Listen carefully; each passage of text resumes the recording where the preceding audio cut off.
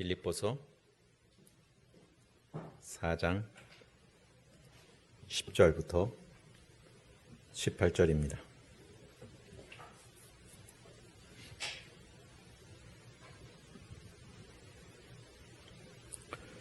내가 주 안에서 크게 기뻐함은 너희가 나를 생각하던 것이 이제 다시 싹이 남이니 너희가 또한 이를 위하여 생각은 하였으나 기회가 없었느니라.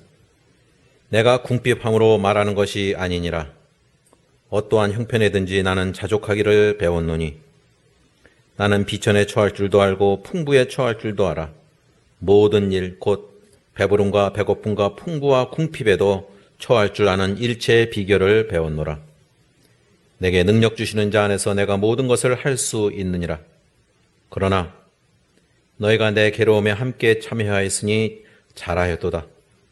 빌립보 사람들아, 너희도 알거니와 복음의 시초에 내가 마게도냐를 떠날 때 주고받는 내 일에 참여한 교회가 너희 외에 아무도 없었느니라.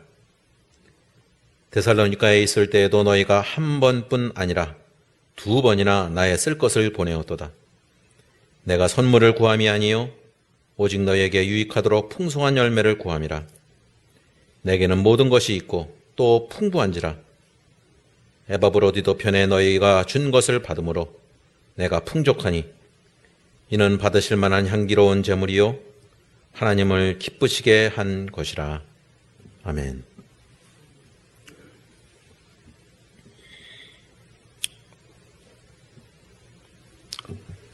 서로들 인사하셨습니까? 해피 뉴 이어 한번 하시죠.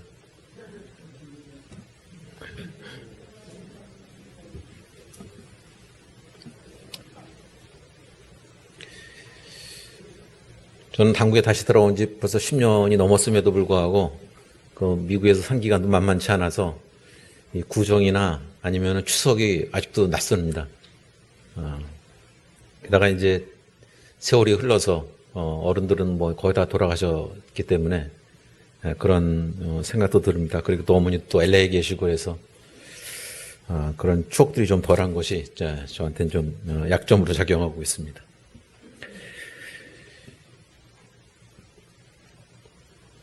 지난 날을 돌이켜보면 과거 정말 힘들었을 때는 저희 뭐 초등학교나 아니면 중학교 시절만 해도 빈부의 차이를 학교에 가보면 도시락 반찬에 달걀이 있으면 좀 잘 사는 사람이고 달걀 이렇게 없으면은 정말 김치만 갖고 먹던 시절이 있었습니다. 지금 생각해보면 유치하기 짝이 없지만 과거에 집에 뭐가 있는지 그거 자랑하고 다니고 뭐 TV도 없던 시절이었으니까요.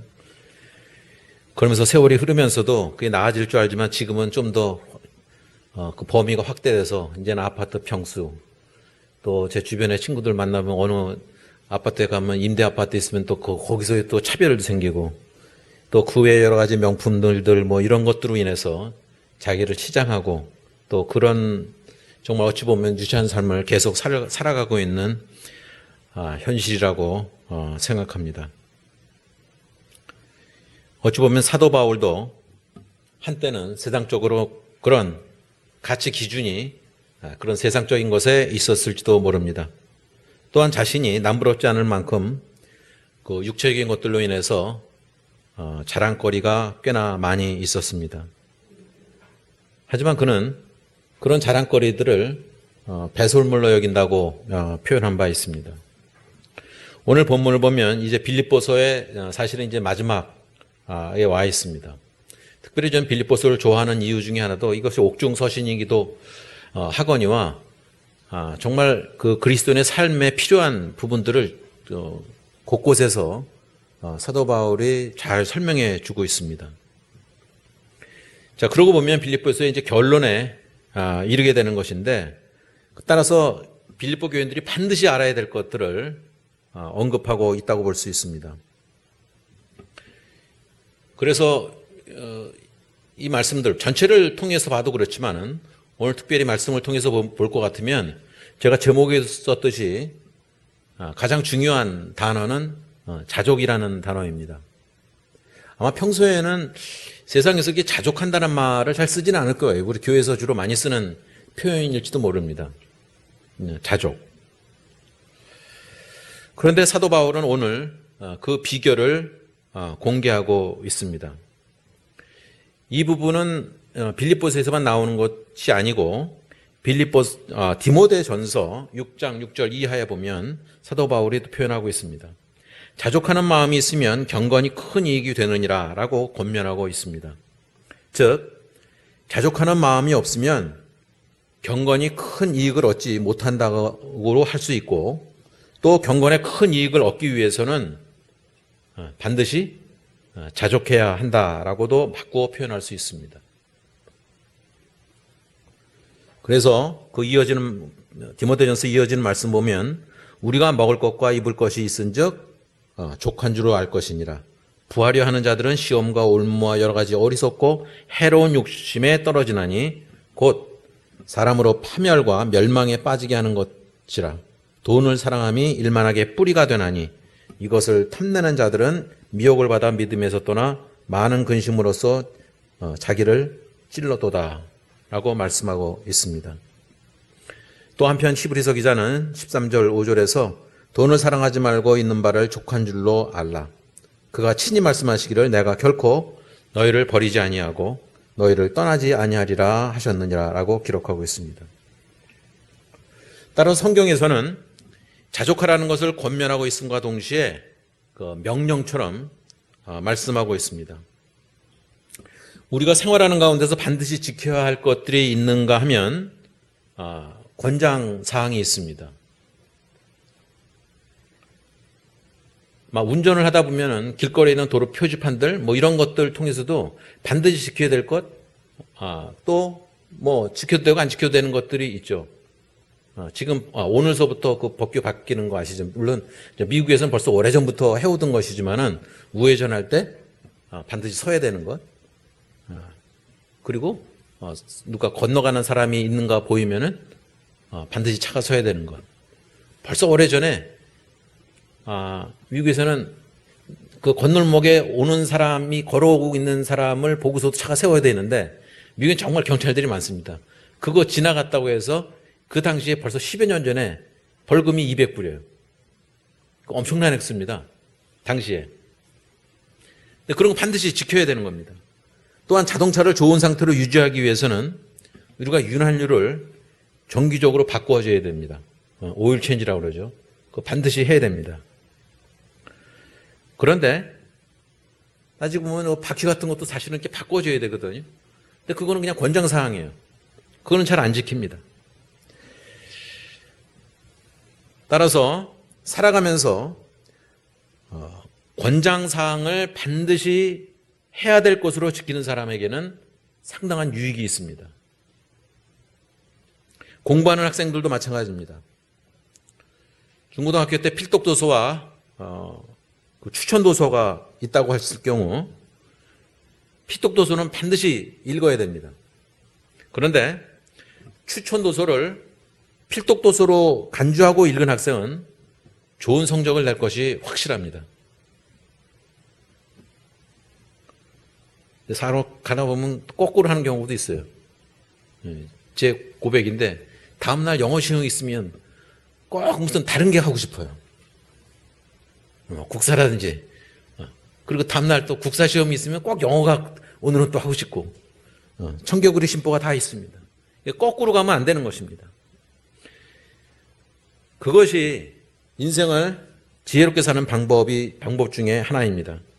하나님의 말씀을 받아들이는 것도 하면 좋고 안 해도 별로 문제될 것 없다고 생각하는 사람은 그 믿음의 성장이 있을 수 없습니다. 오늘 사도 바울은 자족하기를 권하고 있습니다. 이 자족한다는 것을 권장사항으로 받아들이냐 아니면 명령으로 받아들이냐 하는 것은 전적으로 우리의 몫입니다. 하지만 새삼 권하건대 자족을 반드시 지켜야 할 명령으로 우리의 삶에 적용시키기를 바랍니다. 하지만 대부분의 사람들은 자족하지 않고 살아왔습니다. 이는 대부분의 그리스도인도 마찬가지입니다. 각자 생각하기에는 어느 정도 했다고 생각하는 사람들이 있을지 몰라도 하나님께서 원하시는 수준만큼은 아니라는 것이 확실합니다. 왜냐하면 우리 모든 사람은 그 만족이 채워지지 않는 상태로 살아가기 때문입니다. 사람은 가지면 가질수록 더 갖고 싶어하고 많이 가질수록 불안해합니다. 혹시 우리가 한 끼 먹고 한 끼 잘 먹고 그냥 배부르게 먹고 만족을 얻었다 하더라도 참 그 간사한 것이 몇 시간만 지나면 아니면 또 좀 길게 잡아서 하루만 지나고 나면 먹을 것을 찾습니다. 그러니까 금식하다 보면 뭐 사흘 금식, 닷새 금식 이렇게 해도 특별히 첫날 지나는 것이 굉장히 어렵습니다. 이처럼 쉽지 않은 줄 알지만 우리는 자족함을 배워야 하면서 또 우리가 갖고 있는 것에 대해서 만족할 줄 알아야 합니다. 그래서 다윗은 시편 23편에서 이렇게 고백합니다. 여호와는 나의 목자시니 내가 부족함이 없으리로다. 이 표현과 영어에서는 I shall not want라고 그랬어요. 그러니까 나는 더 이상 구하지 않겠다라고 하는 뜻으로 받아들일 수 있습니다. 그런 것에 대해서 추구하지 않는 거죠.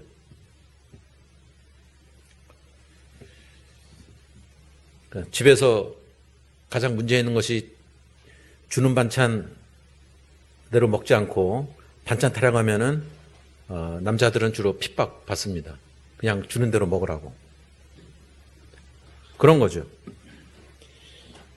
여호와 한 분으로 족하다라고 하는 표현입니다. 이에 대해서 하나님께서 얼마나 기뻐하시겠습니까? 사도 바울 역시 그 자족하는 법을 깨달은 분입니다. 10절을 한번 우리가 같이 읽겠습니다. 시작. 내가 주 안에서 크게 기뻐함은 너희가 나를 생각하던 것이 이제 다시 싹이 남이니 너희가 또한 이를 위하여 생각은 하였으나 기회가 없었느니라. 사도 바울은 오늘 그 자신이 깨달은 바를 우리에게 말씀하고 있는 것입니다. 이를 통해서 우리는 우리의 삶에 어떻게 적용할지를 찾아야 됩니다. 바울은 여기서 빌립보 교인들에게 우선 감사의 말을 전하고 있습니다. 왜냐하면 빌립보 교인들이 어떤 선물을 보내왔습니다. 사도 바울에게. 그것이 돈인지 음식인지는 모릅니다만 사랑의 선물을 사도 바울은 받았습니다. 사도 바울이 필요하다는 것을 빌립보 교인들이 보낸 것입니다. 이 말씀에서 사도 바울의 그 빌립보 교인들을 향한 애틋한 사랑과 감사가 절절히 느껴집니다. 여기서 우리가 기억해야 될 것은 바울이 현재 처해 있는 상황이 바로 갇혀 있다는 것입니다. 감옥에 있다는 것입니다. 로마 병정들에 의해서 쇠사슬에 매여 있고 감옥 아니면은 적어도 연금 상태에 있습니다. 사람들을 자유롭게 만날 수도 없었습니다. 격리되어 있었습니다. 여러분들 코로나 걸렸을 때 일주일 격리하는 것도 정말 힘들잖아요. 자신이 하고 싶은 일을 할 수가 없었습니다. 복음을 전할 수도 없었고 사람들을 만날 수도 없었습니다. 따라서 필요한 것이 어찌 보면 많았을지도 모릅니다.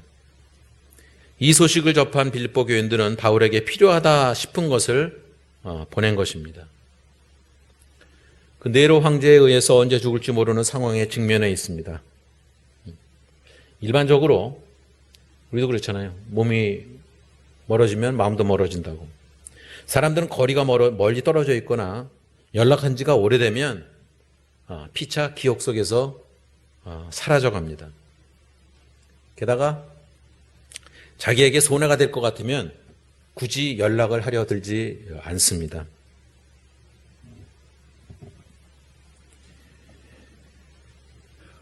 그래서 오랜만에 누구한테 친구로부터 전화가 오면은 사람들이 좀 긴장하게 되는 이 이유를 보면 정말 세상이 점점 참담해져 가는 것을 느끼게 됩니다. 그런데 빌립보 교인들은 이 어려운 처지에 있는 사도 바울을 외면하지 않았습니다. 분명한 것은 이들과 바울이 한동안 연락이 없었다는 것입니다. 그게 바로 오늘 여러분들이 지금 읽은 다시 싹이 나미니라고 하는 표현에서 볼 수 있습니다. 그 기간은 대략 한 10년 정도 연락이 없었던 것으로 추정합니다. 오늘 말씀 전에 그 9절에 보면 이미 사도 바울은 나를 본받으라라고 직접적인 표현을 썼습니다. 이 표현도 사실 쉽지 않은 거죠. 누가 감히 자기 자신을 본받으라고 남에게 얘기할 수 있겠습니까? 그런데 오늘은 비교적 간접적으로 표현합니다. 즉 내가 배웠노라 라고 하는 말씀에서 바울의 간증가도 같은 말씀이 여기에 있습니다. 자족하는 법을 내가 깨달았으니 너희도 깨닫게 되기를 바란다는 것입니다. 이 자족이란 말은 사실은 헬라어에서는 자기 만족이라든지 충분히 가지고 있는 상태를 뜻하는 단어입니다. 즉 다른 사람의 도움 없이도 스스로 꾸려나갈 수 있는 것을 뜻합니다.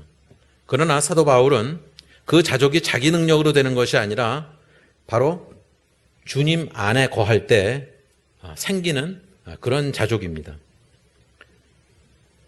좀 더 고상하게 얘기하면 영적인 자족을 뜻합니다.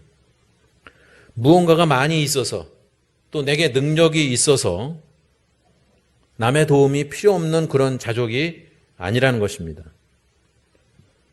만약에 그렇다면 그것은 사람의 교만입니다. 또한 당시에는 무관심한 상태에 이르는 것을 자족하는 것이라고 생각했던 그런 철학파가 있긴 있었습니다. 누가 다치든지 누가 어려움에 처하든지 누가 죽든지 나는 상관없다 라는 것을 자족으로 여기는 사람들도 있었습니다. 그들은 그 무관심을 통해서 마음의 평화를 찾았습니다. 좀 더 극단적인 표현하면 에라 모르겠다. 그냥 none of my business. 이건 내 일이 아니다. 상관없다.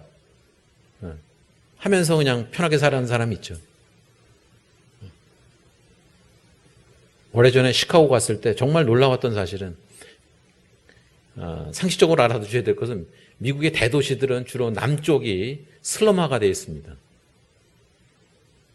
뭐 예외적인 데도 있겠지만 대부분의 대도시들이 다 그래요. 남쪽에는 참 못 살고 힘들게 살아요. 옛날에 1992년에 LA 4.19 폭동도 그 남쪽에서 일어난 사건이죠. 대부분 그렇습니다. 근데 시카고를 그때 처음으로 방문했을 때 엑싯이라고 그러죠. 고속도로 타러가다 하나를 먼저 남쪽에서 올라가다가 하나 먼저 엑싯을 한 거예요. 출근했더니 정말 놀랬죠. 저한테 그 차별의식이 있어서 그런지 몰라도 너무너무 무서웠습니다. 길은 엄청나게 지저분하고 말하자면 흑인들이 정말 거기에 많이 살고 길거리 가는 것 중에서 문 닫혀있나 확인도 해보고 왜냐하면 이 스탑사인에 가끔 쓰면은요 LA 갔을 때 정말 깜짝 놀랐거든요. 갑자기 누가 나타나갖고 막 유리를 막 닦아요. 앞에 윈드실드를 막 닦아요. 그러고서는 툭툭툭 뚫리면서 돈 내놓아요. 유리 닦아줬으니까. 그러니까 그런 경험이 있어서 참 무서웠습니다.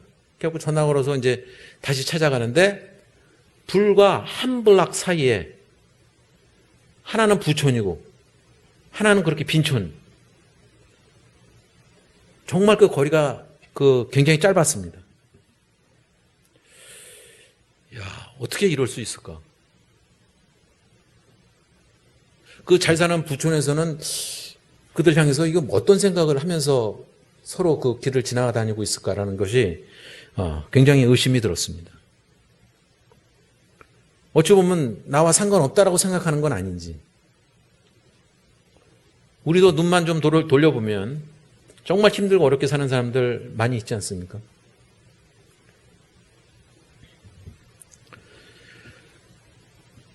그런데 그런 걸 통해서 아무 그런 것이 있음에도 불구하고 아무렇지도 않게 살아가는 것이 그리스도인으로서는 정말 죄책감을 가져야 될 일이라고 생각합니다. 하지만 사도 바울에게는 그 목자의 심정이 있었습니다. 당시에 팽배했던 그런 무관심의 그런 사고방식에서 벗어나서 좀 더 깊은 차원의 자족하는 법을 말씀하고 있는 것입니다. 우리가 사는 이 시대에도 사실은 자족하며 사는 사람들이 별로 없습니다. 우리가 뉴스에서 보듯이 그 경영주와 그 노조와의 갈등은 계속되고 있습니다. 서로 나라까지도 서로의 이익을 챙기려고 어제의 우방이 오늘의 적이 되기도 하고 또한 어제의 적이 형식적으로 그냥 오늘의 친구가 되기도 합니다. 우리가 자신에게 물어봐야 됩니다. 나는 자족하는 삶을 살고 있는가? 어떤 환경에서든지 불평 없이 나는 만족합니다 라고 말할 수 있습니까? 오늘 사도 바울이 제시하는 자족하는 법을 대략 세 가지로 정리해 봤습니다. 첫 번째로는 하나님의 섭리에 대한 그 확신이 있어야 됩니다. 오늘 말씀 10절을 근거로 해서 볼 때는 사도 바울은 지난 10년 동안 엄청난 어려움과 그 환난과 변화가 있었습니다. 간증거리도 물론 있었습니다. 그러나 그 사이에 빌립보 교인들로부터 연락과 후원이 없었습니다. 그러나 사도 바울은 마음의 섭섭함을 토로하지 않았습니다. 세상의 상식 같으면 서운할 거 아니에요. 부모와 자식 간에도 그런데. 빌립보 교회는 그 사도 바울이 자신이 세운 교회였습니다. 지금 이 시대 이치로 따져보면 말하자면 전임 목회자의 대우를 전혀 받지 못했습니다. 그저 그냥 단순히 오늘 사도 바울의 고백을 보면 단순히 그냥 기회가 없었던 것으로 여겼습니다. 그렇게 이해했습니다. 원망이나 섭섭함이 없었습니다. 괜찮다고 하면서 오히려 빌립보 교인들을 위로하며 자신이 기뻐한다고 말씀하고 있습니다. 그렇다면 바울이 위선자입니까? 그렇지 않습니다. 빌립보 교인들의 마음을 더 아프게 하려고 역설적으로 말하고 있는 것입니까? 그렇지 않습니다. 왜냐하면 사도 바울은 주 안에 있는 것만으로도 기뻐할 수 있었기 때문입니다. 그냥 현재의 상태, 비록 감옥에 갇혀 있다 하더라도 그걸로 기뻐할 수 있었기 때문입니다. 여기서 다시 싹이 나미니라고 하는 그 표현이 얼마나 아름답습니까? 싹이 난다? 싹이 난다는 건 꽃이 이제 피는 것을 의미합니다. 꽃이 1년 내내 피지는 않습니다만 계절에 따라서 소망을 가져다 줍니다. 사도 바울의 표현을 통해서 사도 바울이 상대방을 배려하는 그런 자상함을 볼 수 있습니다. 하지만 여기서 사도 바울이 말하고자 하는 것은 그 정도가 아닙니다. 즉 하나님의 전능하신 섭리를 끝까지 믿고 따르는 확신이 있었기에 이러한 표현을 할 수 있었다는 것입니다. 모든 어려움을 극복할 수 있었던 것은 하나님께서 함께 하신다는 확신과 하나님의 때를 기다릴 수 있는 인내가 사도 바울에게 있었습니다. 좀 풀어서 해석하면 하나님의 섭리란 것은 하나님께서 모든 것을 준비하고 계신다라고 하는 것입니다. 이 세상의 자연현상도 하나님께서 움직이시는 것입니다. 우리가 먹고 자고 신앙생활 하는 것도 하나님의 섭리 가운데 있음을 우리가 잘 압니다. 우리가 이 자리에 있는 것도 하나님의 섭리 가운데서 있는 것입니다. 그 이야기는 다른 말로 하면 하나님의 책임 아래서 모든 세상이 움직여간다는 것입니다. 하나님께서 뜻하고 계획하신 대로 하나님께서는 일하고 계십니다. 바울에게는 이런 확신이 있었기에 실망하거나 좌절하거나 포기하거나 하지 않고 믿음의 선한 싸움을 계속할 수 있었습니다. 사람들은 모든 일이 자기 마음대로 안 될 때, 또 자신이 모든 것을 알아서 했다고 여길 때 문제가 생기고 또 실망하게 됩니다. 그보다는 우리가 할 수 있는 대로 열심히 하지만 하나님께서 모든 것을 아니면 모든 결과를 책임지신다는 확신이 있을 때 우리가 비로소 자족할 수 있습니다. 사도 바울은 열심히 살았습니다. 그러나 자기 의를 위해서 그렇게 열심히 산 것이 아니고 또한 자기 만족을 위해서 그렇게 열심히 산 것도 아니었습니다. 나의 나된 것은 그리스도였다라고 고백하고 있습니다. 전적으로 주님의 은혜로 주님의 영광을 위해서 사도 바울 자신을 바쳤기 때문에 자족이 가능한 것입니다. 두 번째로는 바울은 적은 것에도 만족할 줄 알았습니다. 빌립보 교인들이 보낸 것이 큰 것은 아니었을 것입니다.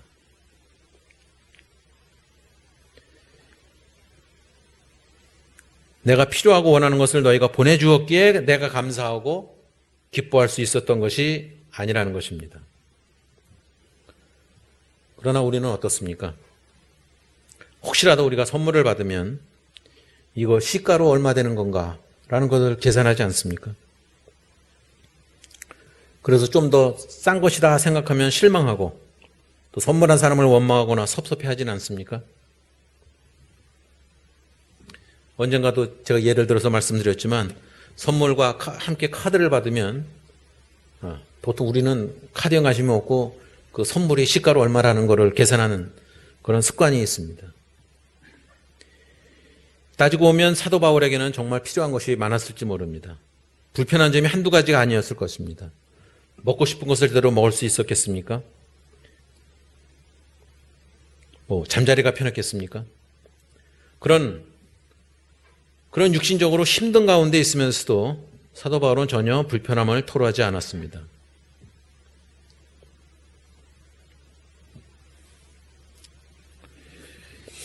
대부분의 사람들이 미국에서 이제 오래 살다가 한국을 방문했다가 다시 미국으로 돌아오면 굉장히 힘들어합니다. 그 문화적으로 이제 많이 다른 것 때문에. 그리고 그 사이에 지난 몇십 년 사이에 경제적으로 한국이 풍요로워졌기 때문에 그 아메리칸 드림을 꿈꾸고서 갔는데 나중에 한국 돌아오면 한국에 있는 친구들이라든지 이런 사람들이 더 화려한 삶을 살고 있는 거예요. 그러니까 막 힘들어해요. 나는 뭐 했나? 이렇게 힘들게 이민 와서 이렇게 살았는데, 물론 다 그런 건 아니지만, 그런 어려움들이 있습니다. 저도 그 잊혀지지 않는 게 좀 창피한 얘기인데, 우연히 제 조카를 이제 만났어요. 정말 좀 미국에서 있다가 왔으니까. 그래서 주머니에 돈이 없으니까 제가 당시에 그냥 5만 원을 줬는데, 나중에 알고 보니까 그 조카가 엄청 섭섭해했대요. 저도 그 얘기를 듣고 놀랐어요. 그런 거구나.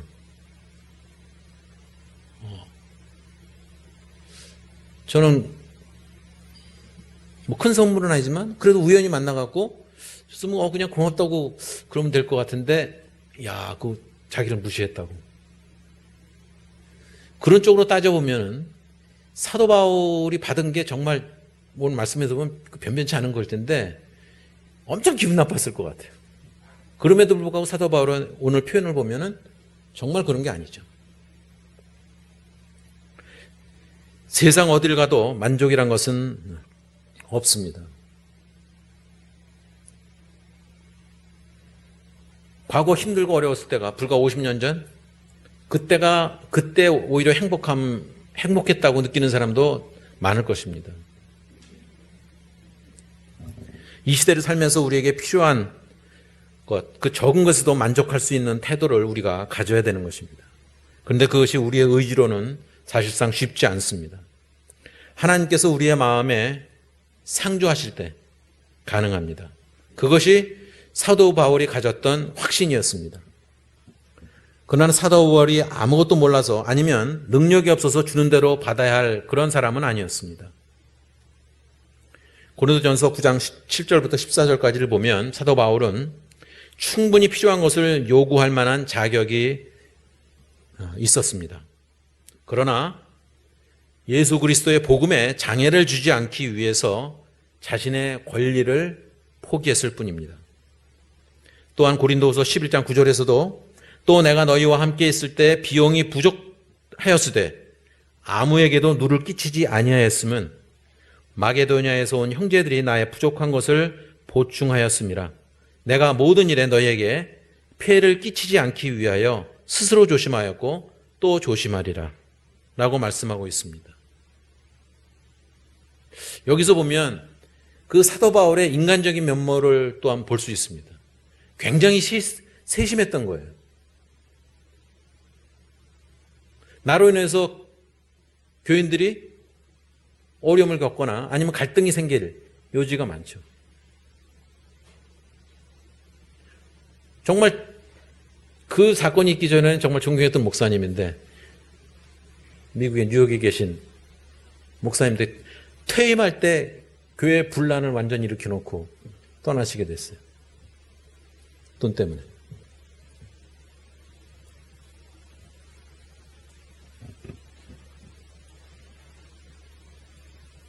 사도 바울은 물질에 많고 적음이 문제가 되지 않았을 뿐더러 그리스도의 복음과 교회를 위해서 자신의 삶을 바쳤음을 보여줍니다. 실생활에서도 우리는 원하는 것이 있고 또한 필요한 것이 있습니다. 비슷한 것 같지만 엄청난 차이가 있습니다. 우리가 반드시 알아야 하고 또 잊지 말아야 될 것은 하나님께서는 우리에게 원하는 것을 주시는 것이 아니라 우리에게 필요한 것을 주시는 분임을 잊지 않아야 됩니다.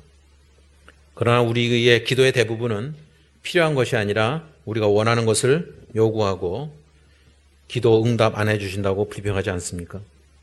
보다 많은 것을 달라고 보채지는 않습니까? 우리에게 필요한 것이 무엇이고 원하는 것이 무엇인지 잘 구분하면서 살아야 됩니다.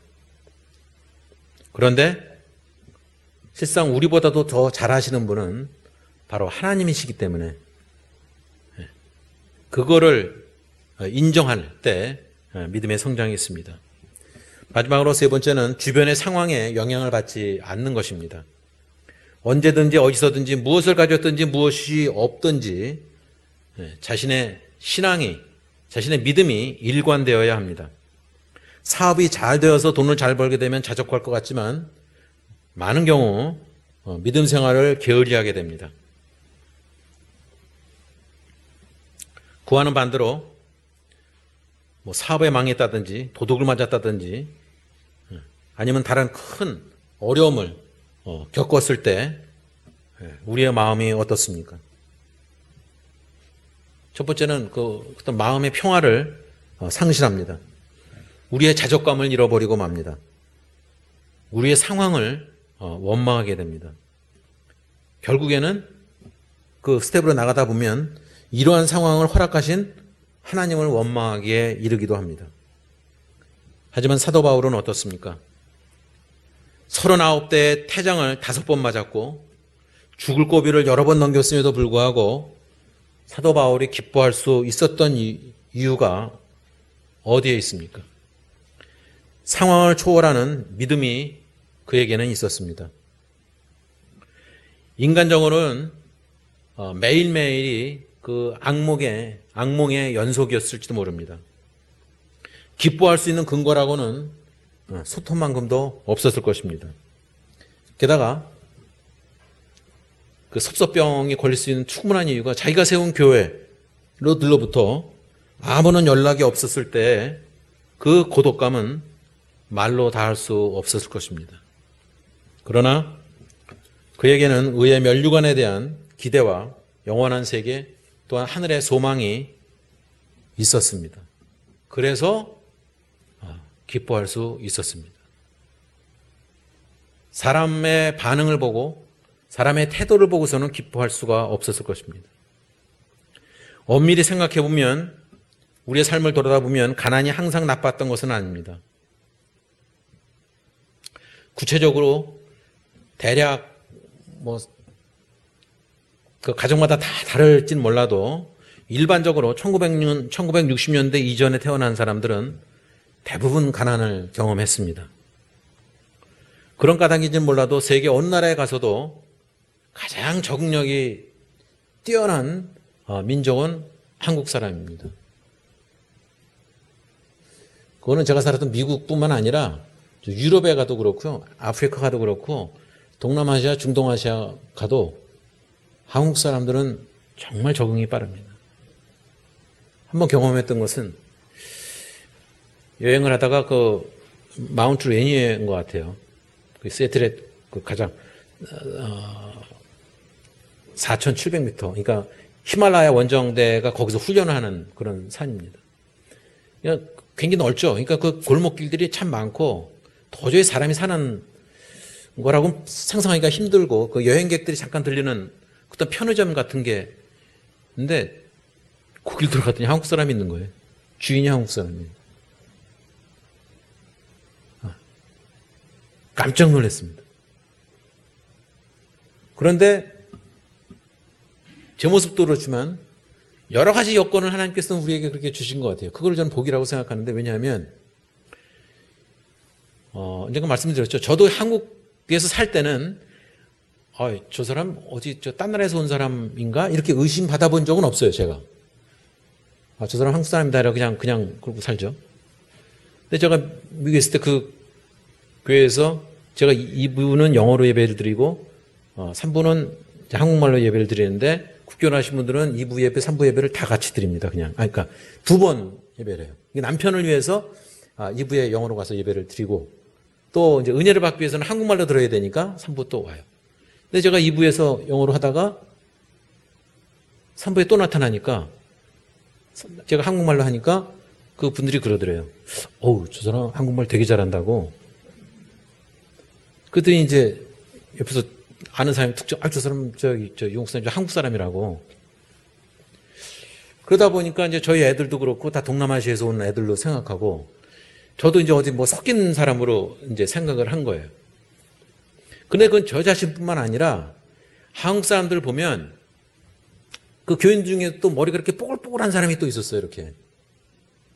저도 좀 의심스러웠죠. 그렇다고 말을 물어볼 수는 없고. 근데 자기가 본인이 얘기를 하더라고요. 자기 순전히 한국 사람이라는 거예요. 모르죠. 이제 과거 뭐 몇백 년 전에 올라가면은, 모르죠. 근데 여하튼, 한국 사람들은 멕시코 가면, 제가 만약에 멕시코나 그런 데 가면, 또 이렇게 그쪽 사람인 줄로 착각할 가능성이 다분히 있습니다. 제 어렸을 때 별명이 쿤타킨테였어요.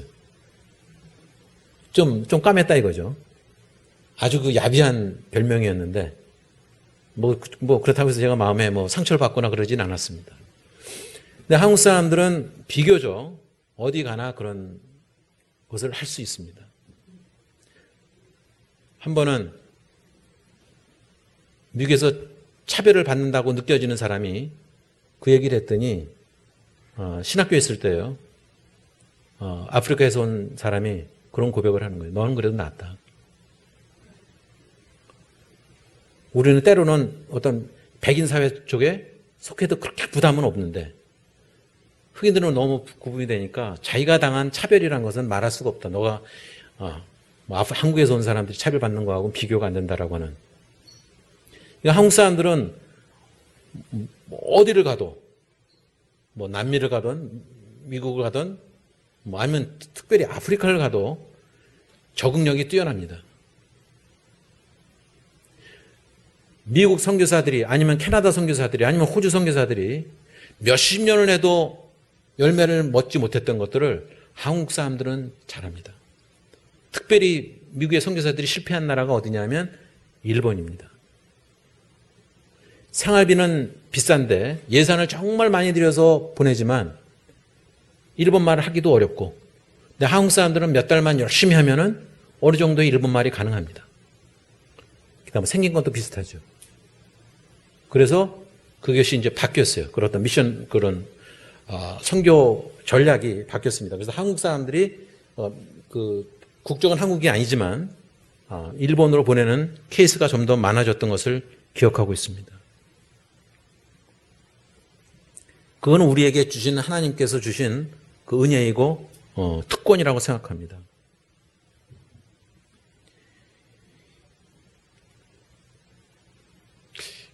요즘은 뉴스에 안 나오지만 여러분들이 기억하실지 모르지만 1968년에 태어난 스웨덴에서 출생한 레나 마리아라고 하는 자매가 있습니다. 태어날 때부터 두 팔이 없었습니다. 한쪽 다리는 짧아서 걷기가 힘들었습니다. 선천성 중증 장애인이었습니다. 이런 아이를 본 주변 사람들은 국가보호시설에 맡기라고 권유했습니다. 아무리 부모라고 해도 이런 아이를 제대로 키우기 어렵다고 판단했기 때문입니다. 아마 이것이 상식이었을 것입니다. 그러나 그 부모의 생각은 달랐습니다. 비록 두 팔이 없어도 이 아이에게 필요한 것은 가족이다라고 말하면서 집에서 키웠습니다. 무엇보다 중요한 것은 그들의 마음속에는 하나님이 계셨습니다. 하나님께서 그런 딸을 자기 집에 맡겼을 때는 하나님의 놀라운 계획이 있을 거라고 믿었습니다. 그래서 최선을 다해서 기도하며 그 레나 마리아를 양육했습니다. 부모님의 헌신적인 사랑에 보답을 하듯 두 팔이 없는 사람이 할 수 있으리라고는 상상할 수 없는 두 발로 하나씩 해나가기 시작했습니다. 급기야 그 두 발로 십자수를 하는가 하면 두 발로 요리를 했습니다. 피아노를 치고 운전을 하고 지휘까지 했습니다. 더욱 놀라운 것은 수영도 할 줄 알았습니다. 아마 여러분들 1988년 올림픽이 끝나고 나면 올림픽 끝난 다음에 장애우 올림픽 하는 거 아시죠? 1988년에 한국에도 와서 장애우 올림픽에도 참석해서 우수한 성적을 거두었습니다. 그녀는 자신의 장애에 대해서 이렇게 말합니다. 나에게 장애는 장애가 아니라 하나님께서 주신 특권입니다. 하나님께서는 또한 그녀에게 아름다운 목소리를 선물로 주셔서 전 세계를 돌아다니면서 아름다운 찬양으로 수많은 사람들에게 용기와 위로와 소망을 주고 있습니다. 그녀는 자신의 처지를 원망하거나 불평하지 않았습니다. 오히려 하나님께서 주신 특권으로 여겼습니다. 그 비밀이 무엇이겠습니까? 저는 단언컨대 자족하는 마음이 있었기 때문이라고 믿습니다. 비록 두 팔이 없고 발이 기형일지라도 하나님의 형상으로 지음받은 최고의 걸작품이라는 그 하나님을 향한 믿음이 있었습니다. 사도 바울은 하나님의 섭리를 깨달았기에 온갖 어려움을 견딜 수 있었고 부족함 중에서도 자족할 수 있었고 주변의 상황이 그의 믿음과 확신을 흔들 수는 없었습니다. 그렇다면 우리의 삶을 돌아다볼 때 우리의 상황은 어떻습니까? 밝을 때나 어두울 때나 건강하거나 아프거나 부하거나 궁핍하거나 모든 상황에서도 주님을 향한 믿음이 흔들리지 않아야 합니다. 하나님께서는 우리의 손을 붙들고 계십니다. 이제는 우리 2023년을 시작하면서 우리가 하나님의 손을 꽉 붙들 때라고 믿습니다.